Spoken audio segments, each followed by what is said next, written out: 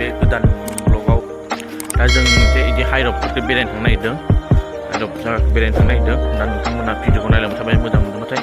like खालामदो आरो share खालामदो आरो मा खोन्थाबाय मिथिबाय हेलौ गाइस नै दा जों थांगासिनो बेखायनो नोगोरखौ बांसिन बिल्डिं नुजोब्बाय गासिबो नैबेनो रायजोफोर मुत्तरा बिस्रा लोगोफोर नायलांदो माबायदि बेनो आं जे खोन्थानो नागिरदों बैनो रायजोफोर आं गोदो फरायनाय स्कुलाव ग्लबेल मडार्न एकाडेमि होनो बैनो आं दा उनाव बे लामानिफ्राय मोजां खोन्थागोन स्कुलनि नामखौ नोंथांमोना नायलांबाय थाल' रायजोफोर हाग्रानि गेजेराव मा स्कुल थायो फार्स्ट टाइम फैफेरदों रायजोफोरथिंजाय आंबो मिथिया मा स्कुल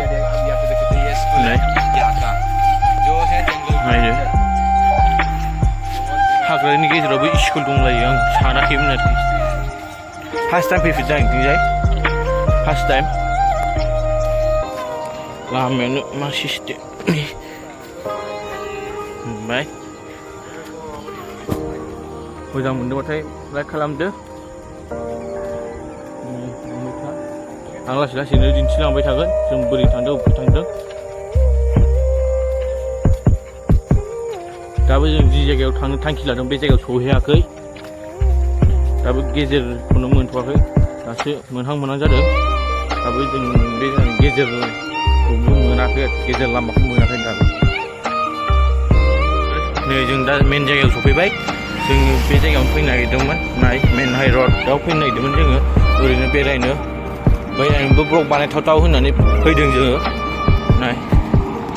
एखे जायगायावलाय सोर सिनाय जानो गासिबो सिनायजोबो बांसिन दुब्लि बारिखौ जा समायना नुखायो नै माइ दुब्लि माइ गासिबो समायना बिफां लाइफां मिथिंगासारि समायना गोजा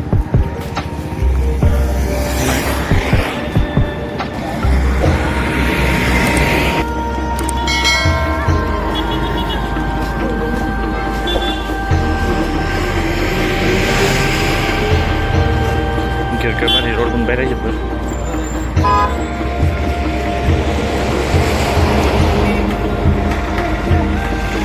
लोगोफोर दा रुमाव मोनफैबाय